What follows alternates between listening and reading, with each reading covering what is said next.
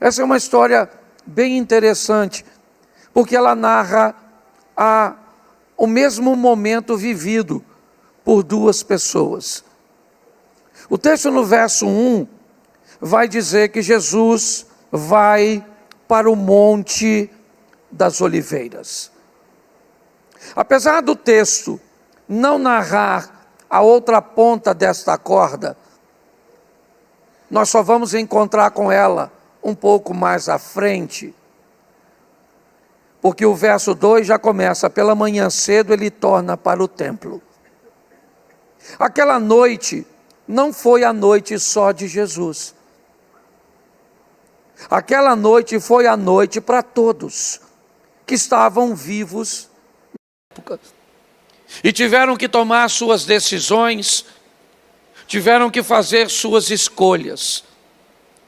E a Bíblia vai nos mostrar que não muito longe de Jesus, naquela noite, pessoas estavam tomando decisões. Jesus foi para o Monte das Oliveiras para orar, mas nem todos estavam em oração, nem todos estavam fazendo a mesma coisa que Jesus. O texto vai destacar uma mulher que resolveu tomar uma decisão que provavelmente, se ela for descoberta, vai ser a última noite ou o último dia de vida dela. O texto diz que uma mulher resolve manter mais um relacionamento extraconjugal, um adultério. Provavelmente, ela é alguém que está envolvida com um homem que não é seu marido. Essa mulher sabe que isso é errado. Ela entende que o que ela está fazendo pode levá-la à morte. O motivo que a fez concretizar o ato, mesmo assim, eu não sei. Mas eu já posso chegar bem perto de uma resposta. Ela nunca foi pega. Ela foi alguém que conseguiu sucesso em todas as outras vezes. Provavelmente todas as outras vezes que ela conseguiu, nunca amanheceu. Pelo menos no que diz respeito a trazer luz para aquela situação. Todas as vezes que ela fez algo errado, que ela cometeu aquela infração, certo? Ela teve um desfecho favorável. Provavelmente, se tinha um coração bom, teve que se encontrar na manhã com o remorso, aquele sentimento agudo que dói demais no começo, mas que praticamente desaparece depois, dando à pessoa, né, a possibilidade de repetir novamente o ato. Provavelmente ela não foi pega das outras vezes, e quando alguém não é pego uma vez, é normal que esse alguém se sinta confortável de repetir novamente o ato, sem ter a necessidade de corrigir sua rota. A noite que Jesus estava orando, ela estava tendo prazer com um homem. Não havia nada de errado nisso, se esse homem não fosse um homem que não era o marido dela. Então ela está vivendo sua noite. E quem vive sua noite, inevitavelmente vai ter que encontrar com seu dia. A Bíblia diz que o sol nasce para o justo e para o injusto, que a chuva cai para os dois. E a vida é como um cartão de crédito. Usa do jeito que quiser, mas uma hora a fatura vai chegar para você. Pode ter certeza. E não só para você, para todos nós. O verso 2 começa a narrar um pouco mais dessa história.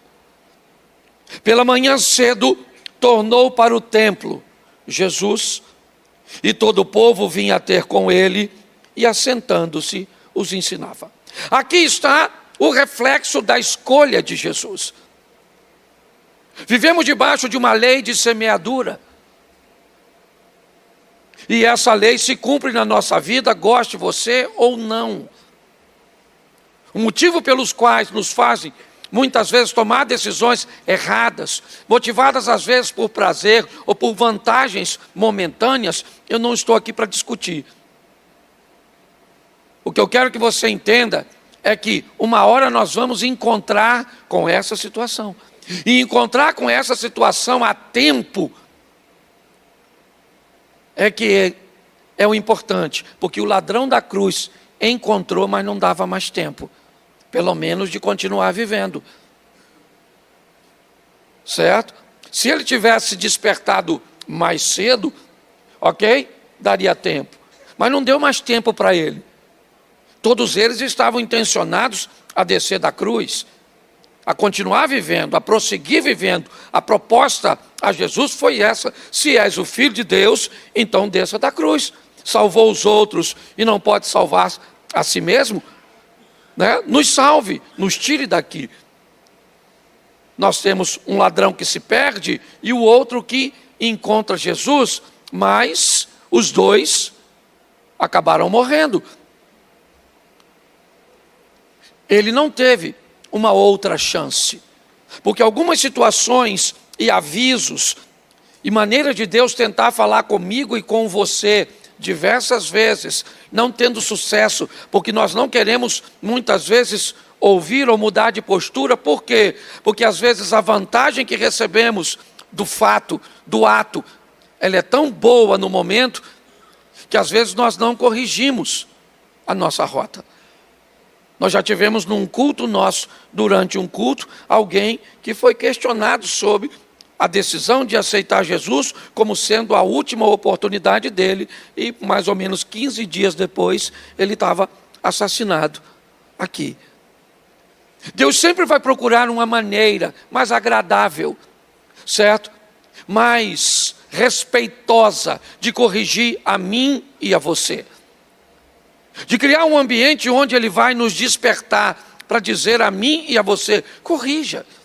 Para que a vergonha da sua família? Para que a vergonha dos seus negócios? Para quê? Por que não tomar uma decisão enquanto a vergonha ainda não apareceu? Enquanto a falência ainda não chegou? Enquanto as coisas ainda não se perderam? Para esta mulher, apesar de muito desconfortável, ainda deu tempo. Jesus acorda de manhã e amanheceu para ele, vai ele colher o reflexo do que plantou naquela noite. É assim que funciona. O que Jesus tem na manhã é uma visita ao templo, onde as pessoas querem ouvi-lo, onde ele vai ensinar sentado como centro das atenções positivas. É isso que ele é, o centro das atenções. As pessoas estão ao redor do Rabino Jesus, ouvindo o que ele tem a dizer e o que ele ensina. Mas o verso 3 começa a contar a história da noite de outra pessoa. A noite da mulher que resolveu adulterar.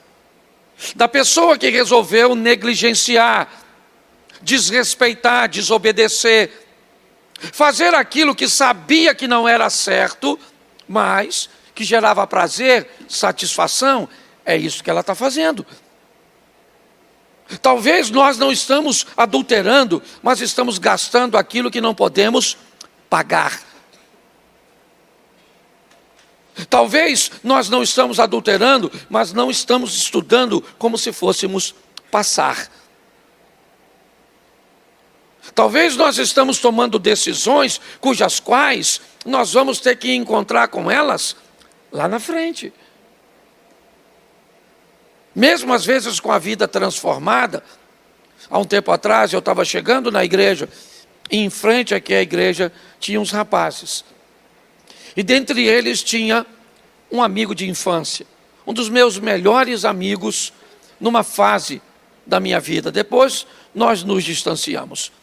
O Beto está lá atrás, Beto vai lembrar. Beto estava ali, certo? Próximo. E quando eu cheguei, ele veio até a minha direção e, ao entrar pelo portão da igreja, eu fui e disse para ele que lá fora estava um amigo meu. E aí ele me disse assim, não sei se vai lembrar, irmão, pastor, ele não estava falando coisa boa do senhor lá fora. E ele não estava mentindo. Ele só estava falando coisas a meu respeito de uma época que eu vivia sem Jesus, porque todo mundo tem passado. Então deixa eu te dar uma notícia em primeiro lugar. Quando alguém disser qualquer coisa a respeito de alguém, antes de tomar sua decisão, procura a cronologia dos fatos, para descobrir quando foi que aconteceu. Porque as pessoas, quando normalmente traz a situação, traz como se fosse ontem, como se tivesse acontecido, né? E eu sei que tem muita gente aqui que não tem vida passada boa, né, Zia? Ele não estava esperando, é só para brincar, certo? Mas você consegue entender? Todo mundo aqui tem passado.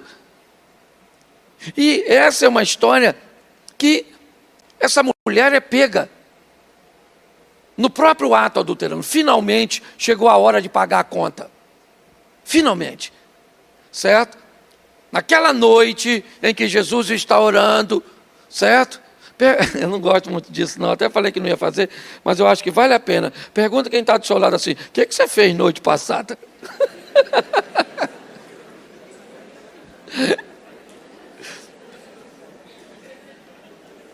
Você consegue? Olha só, naquela noite, pegaram a mulher. Na verdade, me parece que já estava amanhecendo. Quando pegaram a dona, finalmente chegou a hora, certo? Ela foi pega no próprio ato adulterando. Ou seja, deram nela um flagrante. Pegaram a dona. E agora? Agora vão colocar a moça em evidência. Certo? Vão pegar essa mulher. Poderia pegar e só matá-la. Poderia. Eles têm a lei de Moisés que os embasavam. Bastava pegar a pedra e apedrejá-la. E pronto. Executou, está certo. Certo? Moisés escreveu, a lei virou juiz, não tem ninguém para defender, ela errou mesmo, e já que errou, tem que lidar com os seus erros. Pronto. Virou basicamente uma fatalidade. Só que as coisas estão mudando. Sabe? Apesar da lei ser de Deus, as coisas estão mudando e eles não sabem. Tem alguém entre eles que se sobrepõe à lei. Tem alguém a eles que pode dar uma segunda chance às pessoas. Tem alguém no meio deles que pode fazer um fumante que tem câncer de pulmão e não tem nada a ver com Satanás. Tem a ver com o tabaco. Porque às vezes o coração dele é de Jesus, mas o pulmão já foi da Souza Cruz. Você consegue entender? E isso hoje fez com que esse indivíduo esteja sofrendo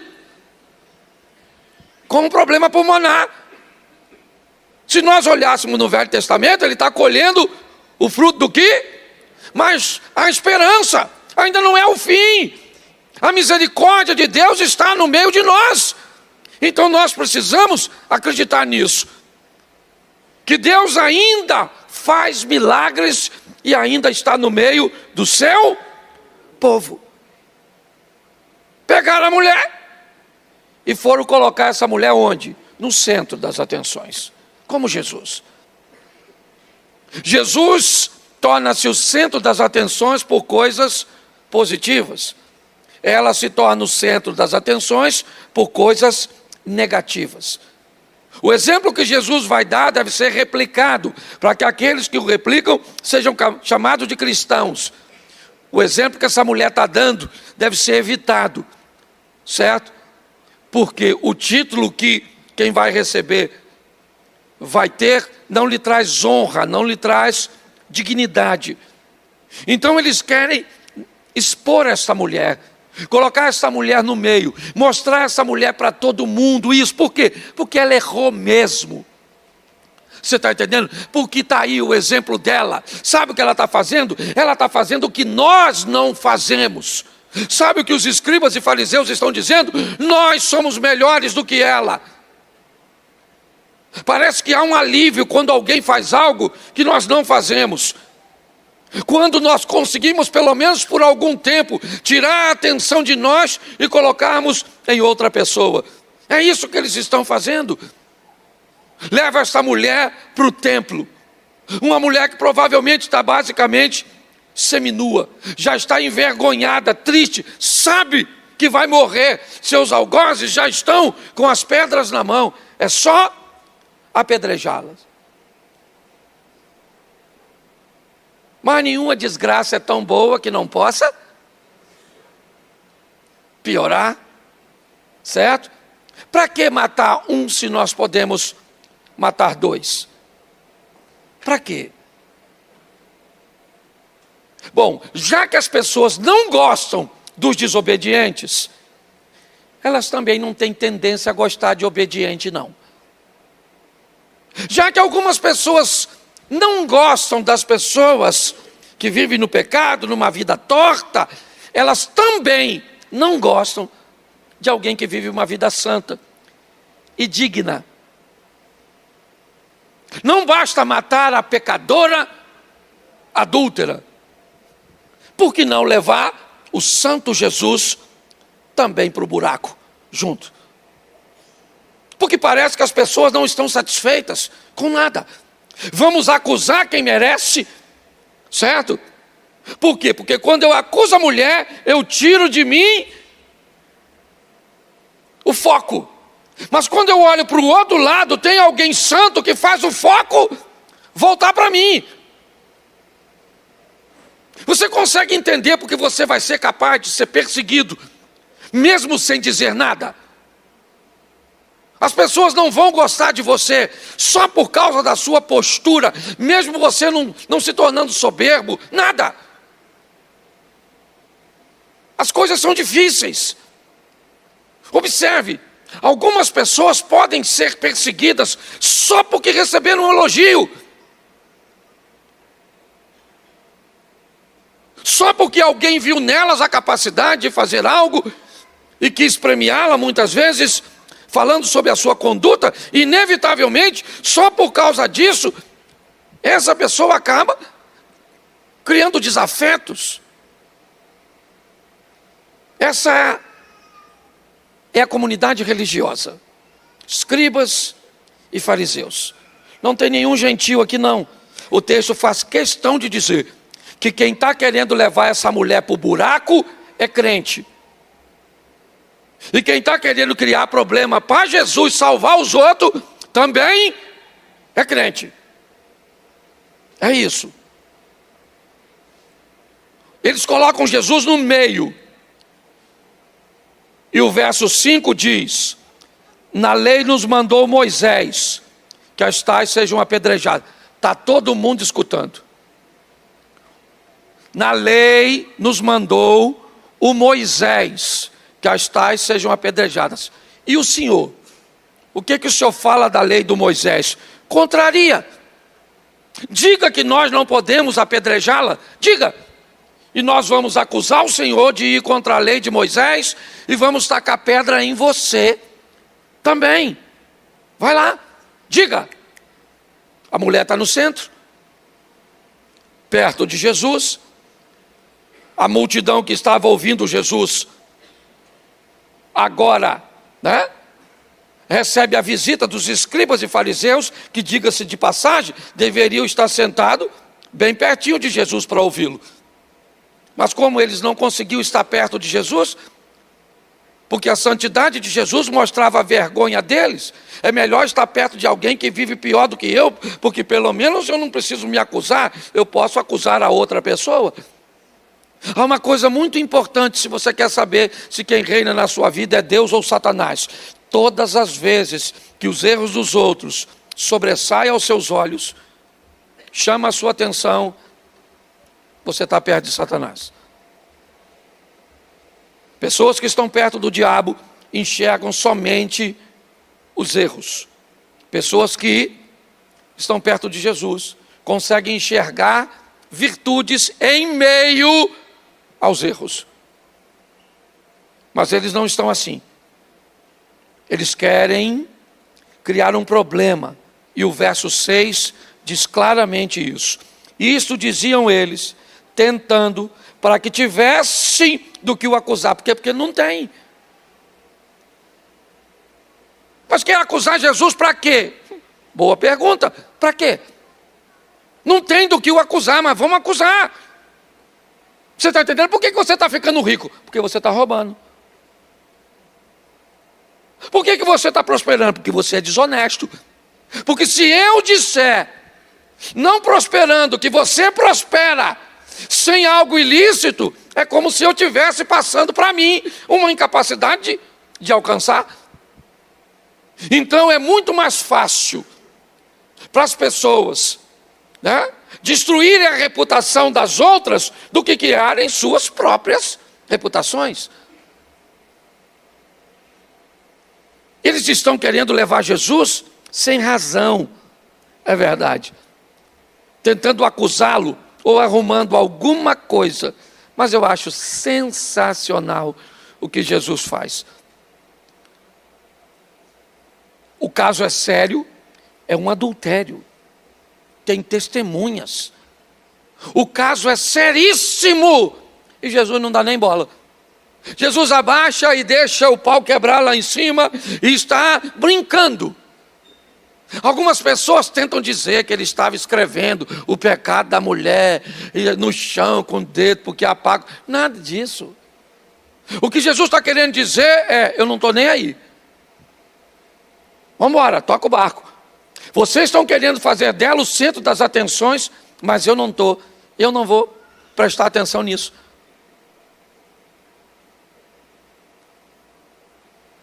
O que eles deveriam ter feito? Pare e pense. Para de conversar com Jesus, pega a mulher, vai embora e mata a mulher. Mas eles não estão satisfeitos com isso, não. Eles querem levar Jesus junto. Eles querem dizer: olha, nós precisamos matar ele também, precisamos fazer alguma coisa com esse indivíduo.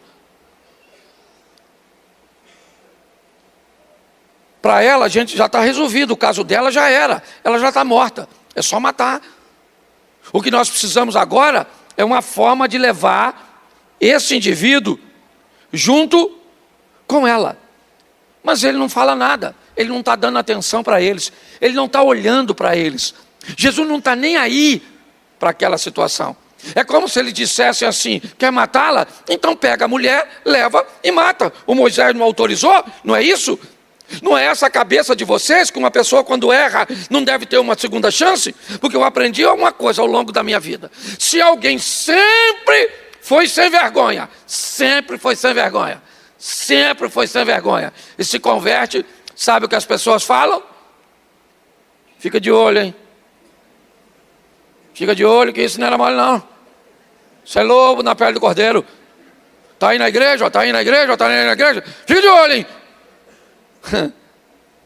Mas se uma pessoa sempre foi gente boa, sempre foi gente boa, e um dia deslizou, sabe o que as pessoas falam? Nunca me enganou não, rapaz. Isso tinha alguma coisa por baixo dos panos assim que eu não me engano. Certo? Pode notar.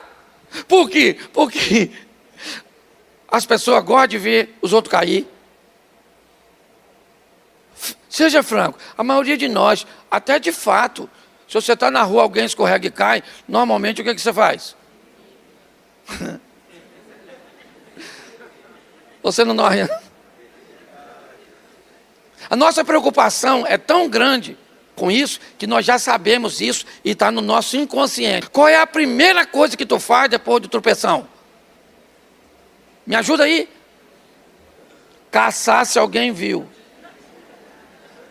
Porque se ninguém viu, certo? Está tudo certo. Mas se alguém viu, é verdade.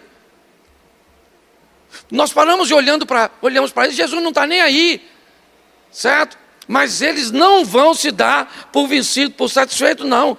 Eles vão dar um jeito de fazer com que Jesus também seja morto. Então, o verso 6, o texto diz assim, verso 7, perdão. E como se insistisse, então como é que ficaram? Jesus, taca a pedra nela ou não taca? Taca ou não taca? Taca ou não taca? Taca ou não taca? Taca ou não taca, Jesus? Isso aqui é uma adúltera. Vamos tacar a pedra, tá todo mundo com a pedra na mão. Pedrada na dona. Jesus se endireita e vai dar atenção àquele caso. A mulher é o centro das atenções. Quem era o centro das atenções até a mulher chegar? Quem era? Quando ela chegou, quem se tornou o centro das atenções? Ela, sim ou não? Sendo acusada por um bando de religiosos. Pastor não, rapaz. Quem falou pastor aí? Falaram pastor. Pastor acusa ninguém não, rapaz. Estou brincando, que eu ouvi uma voz de uma criança. Certo? Ele se endireita, levanta. Sabe diante de quem Jesus está? Quando Jesus fica em pé diante daquela situação, ele está diante de nada mais, nada menos do que a poderosa lei do Moisés, a mosaica. Ele fica de pé e as pessoas estão esperando o que é que ele vai falar contra a lei suprema do Moisés. É isso. O que ele tem a dizer, e o que ele tem a dizer, vai tirar a atenção da mulher e dele, certo? E vai colocar sobre algumas pessoas, não são sobre todos, tá bom? Jesus olha e diz assim, depois de ficar em pé, certo? Diante dele está lá o texto. O adultério é uma pena de morte, a adúltera precisa, e ele diz assim: aquele entre vocês que não tem pecado, atirem a primeira pedra. Vai lá. E o texto disse isso. E diz também que Jesus não falou mais nada. Ele abaixou e continuou escrevendo. Atire a primeira pedra. Primeiro, ele só está falando com quem tem pedra na mão. A turma do templo que estava lá, quando ele estava pregando, estava sem pedra. Eles estavam fora da situação. Então ele não está conversando com todo mundo. Ele está conversando para quem gosta de apedrejar os outros, para quem gosta de acusar os outros, para quem tem dificuldade de lidar com fracasso ou com sucesso, com virtudes ou com defeitos, porque qualquer coisa incomoda. É com esse povo, o povo da pedra. É a turma que está com a pedra na mão para atacar na mulher, porque a mulher merece e acabou. É o fim dela. Quando ele diz, atire a primeira pedra, tem muita gente com pedra. Mas provavelmente a frase não é dita para todos. É dita para quem presenciou o fato. Para quem sabe que é verdade. Algumas pessoas sequer sabem. Vai apenas pelas histórias dos outros. Você viu? Não, eu não vi não. Me contaram. Ah, você presenciou? Não presenciei não. Não. Eu só soube. Não é com esse povo que Jesus, esse povo gosta de tacar pedra. Esse povo gosta de apedrejar. E eles vão te apedrejar de qualquer jeito. Vocês acompanham aqui, principalmente quem é membro da igreja, uma das histórias mais faladas hoje em Xerém é que o senhor Washington Reis é quem constrói a nossa igreja. Eu tenho que ouvir isso pelo menos umas 2 vezes por dia, que nós só construímos aquilo lá porque ele está financiando para a gente construir. É verdade? Não. Mas as pessoas falam, e o que a gente faz? Não constrói. Aliás, quebra aquilo tudo lá e joga no chão. Eu lembro, hoje não tem mais porque está tudo mudado, mas eu lembro quando o cachorro, eu morava ali na Praia da Mantiqueira. Deixa eu ver se eu consigo lembrar o nome. Palhaço era o nome do cachorro. É. Pensa num cachorro para latir para a lua. Não podia ver uma lua cheia. Eu achava até que ele ia virar lobisomem, aquele cachorro. E uau, uau, uau, uau, uau, uau, uau. E ele ficava doido com a lua, doido com a lua. E a lua fazia o quê?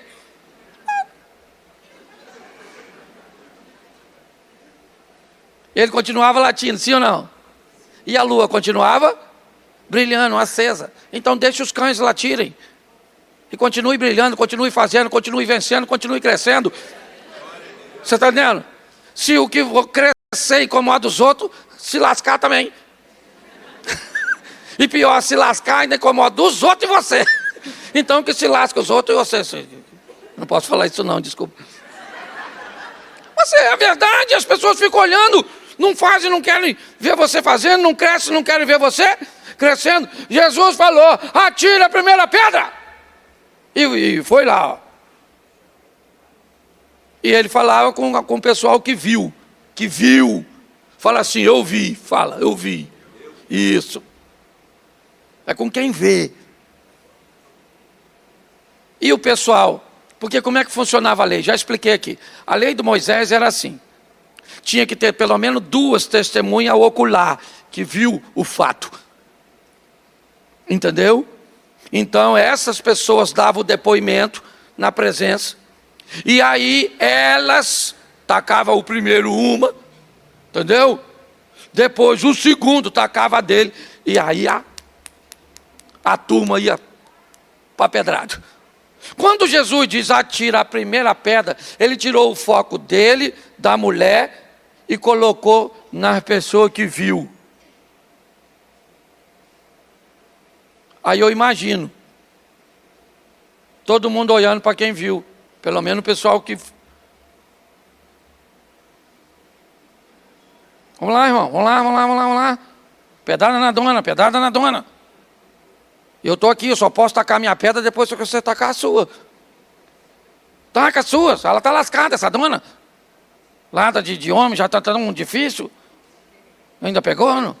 O homem dos outros. Só que aí o pessoal com a pedra na mão está diante de quem? De quem? E ele sabe que Jesus é o Filho de Deus. E que é poderoso. E que sabe que eles também têm pecado. Porque todo mundo tem. Você tem? Você tem? Sério? Quem não tem, levanta a mão. Me conta aí, pô. Todo mundo tem. Quando Jesus fez isso, todo mundo começa a olhar para as testemunhas. Porque para o apedrejamento acontecer, tem que começar por elas. Pastor, eu nunca apedrejei ninguém, mas nunca começou uma fofoca? Era verdade que ela era adúltera, sim ou não? Mas isso faria sentido para Jesus? Porque se alguém diz, Jesus, fui eu que falei, porque é verdade. O que Jesus diria para ela? Mas você também faz isso e é verdade. Que direito você acha que tem de dizer para outra pessoa que não tem mais chance para ela?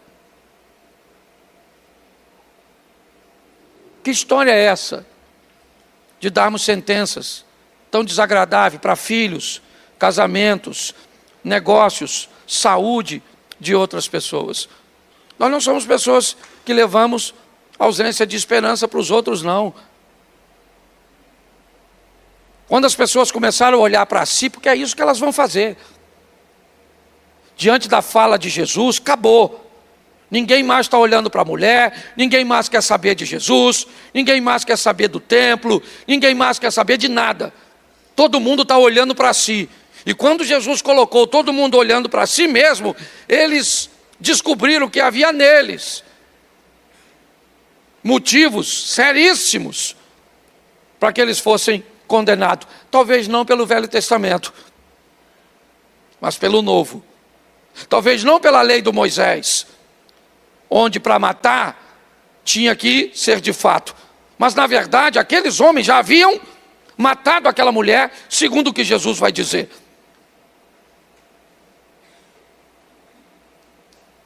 Sabe o que acontece? As pessoas começam a ir embora. Começaram pelos velhos, os inflexíveis, com a mente totalmente engessada. E as pessoas vão indo embora. Jesus não levanta, continua onde está. Ele não está dando atenção para as pessoas. Elas vão embora e vão ter que digerir no caminho, na noite, na cama, a vergonha que todos eles passaram. Sejam jovens ou velhos, quando encontrassem na rua e lembrassem que estiveram juntos diante de uma mulher, vão descobrirem que o outro não pôde apedrejar, porque também tinha algo de errado.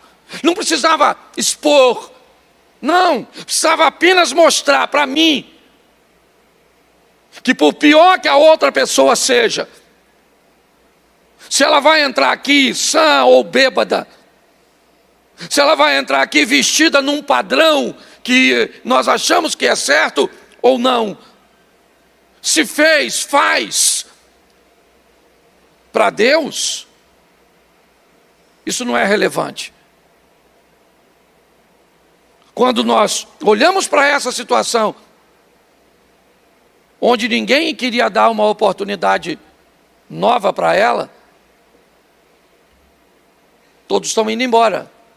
E o texto é bem claro. O texto diz que quando o assunto é pecado, só fica Jesus e a mulher.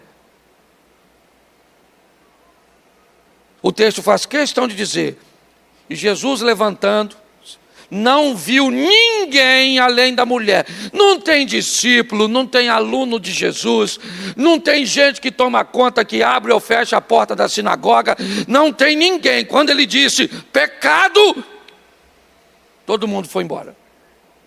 Ficou só ela. Ela ficou. Ela era o centro das atenções. Quando todos vão embora, Jesus se levanta e faz uma pergunta para ela: mulher, onde estão os que te acusavam? Cadê as pessoas que iam matar você? Cadê? Cadê o pecado que ia te destruir? Cadê ele? Onde? Onde está a morte, a sua vitória? Cadê? Cadê? Cadê o ancião da sinagoga? Cadê o pastor fulano de tal? Cadê o ciclano? Cadê? Cadê o teólogo, não sei das quantas? Cadê o estudioso? Cadê o fariseu, o escriba? Cadê o cara?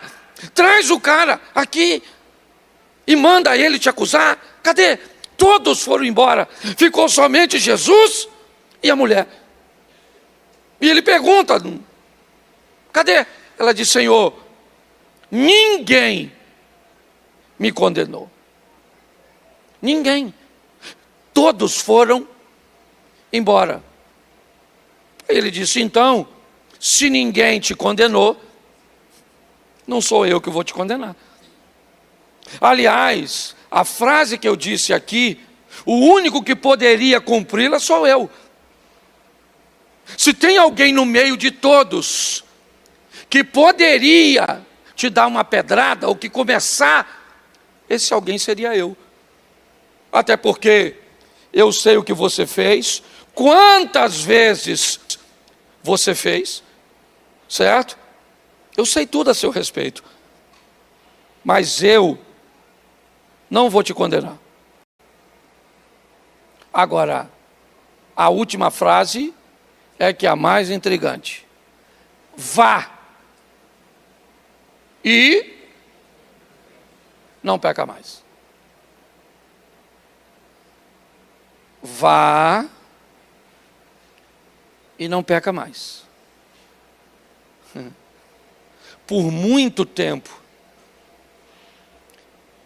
eu achei que era uma linguagem figurada. Por muito tempo eu achei que, como Jesus disse para alguém, vá e não peca mais. será que ela poderia realmente cumprir o que Jesus disse? Será que ela poderia nunca mais pecar, parar de pecar? A Bíblia diz: todos pecaram e destituídos estão da glória, mas a Bíblia não diz que todos estão pecando. A Bíblia diz que todos pecaram. Duas coisas nós vamos aprender aqui. Uma é que nós podemos, de verdade, segundo a Bíblia, abandonar a vida de pecado. Isso é possível. Nós precisamos parar de nos esconder muitas vezes atrás de uma deficiência e dizer: mas nós não somos perfeitos. E isso é verdade. Não está falando de perfeição? Me parece que o que Jesus está dizendo é: saia daqui, primeiro, para nunca mais adulterar. Esse pecado seu, nunca mais. E com todas as suas forças, lute para eliminar todos os demais.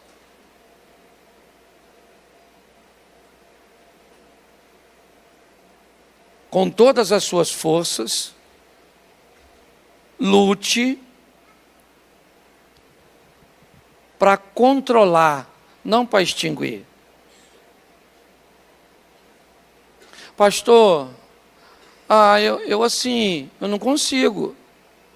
É mais forte do que eu. O desejo, eu não consigo parar de sentir. Quem mandou você parar de sentir? A Bíblia diz: pare de dar vazão ao que você está sentindo. Pare de fazer com que a sua mente mande informação para o seu corpo e isso vire um comportamento. Está lá em Tiago. A consumação do pecado. E o pecado, então, sendo consumado, gera a morte. Para todos, era a última, ou o último dia de vida daquela mulher. Para Jesus, não. Ele ainda tinha uma oportunidade para ela, para que ela pudesse mudar de vida. Eu não sei. Eu sei muito da minha vida. Da minha vida eu sei. Eu sei muito do que eu sinto. Eu sei muito do que eu penso. Eu estou há 33 anos no Evangelho. 33. Estou indo para 34. Agora, eu ainda sinto muita coisa cujas quais eu me envergonho, Abner. Eu ainda penso muitas coisas das cujas quais eu teria vergonha de falar até para você, irmão. Mas eu posso dizer a você que basicamente todas as coisas das cujas quais eu me envergonho de pensar, eu não me envergonho de fazer, porque eu não faço. Porque é possível. É fácil? Não. Não é fácil. É possível? É. Você é capaz, e eu sou capaz, de vivermos uma vida digna e decente diante do Senhor. Sabemos que o Espírito do Senhor está sobre nós, e Ele nos dá condições de vencermos as maiores tentações, e eu não sei qual é a sua. Algumas envolvem dinheiro, algumas envolvem paixões indevidas, eu não sei. Eu só sei que é possível vivermos uma vida consagrada ao Senhor. E podemos tomar algumas prevenções, se queremos andar com um pouco mais de segurança. Há um tempo atrás, eu, sem necessidade, demorei um pouco mais para sair de casa, para ir para o aeroporto. E eu não esperava que o trânsito tivesse tão ruim. E Quando eu cheguei um pouco mais da metade do caminho, eu comecei a achar que não ia dar tempo de pegar o voo. Então eu comecei a pedir a Deus que abrisse as portas e que melhorasse o trânsito, Eliezer, para que eu conseguisse chegar. Eu comecei, Cauã, a conversar com Deus, pedindo para que Deus me desse condições de não perder o voo. E nitidamente eu senti Deus falar comigo. Se tivesse saído mais cedo, não precisava estar falando comigo. Era só ter saído com a margem um pouco maior de segurança. Grande parte, escute o que eu vou falar para você e não se escandalize. A Bíblia é clara em dizer, 1 Tessalonicenses 5,17, é isso? Orai sem... Se tem uma coisa que nós devemos fazer é orar, sim ou não? Mas a minha pergunta é, que pauta eu vou usar na minha oração? Qual é o assunto? Será que eu preciso de verdade orar sempre usando essa pauta de correção de algo que não precisava ser corrigido se eu tivesse corrigido postura? Será que eu preciso orar realmente para acertar coisas que só estão erradas por minha causa? Não estou dizendo que nós não vamos fazer isso, mas a minha pergunta é, se eu, ao invés de orar para corrigir a causa, né, ou eu corrigir a situação, eu orar para que a postura mude, será que essa não vai ser pelo menos a minha última oração no que diz respeito àquilo?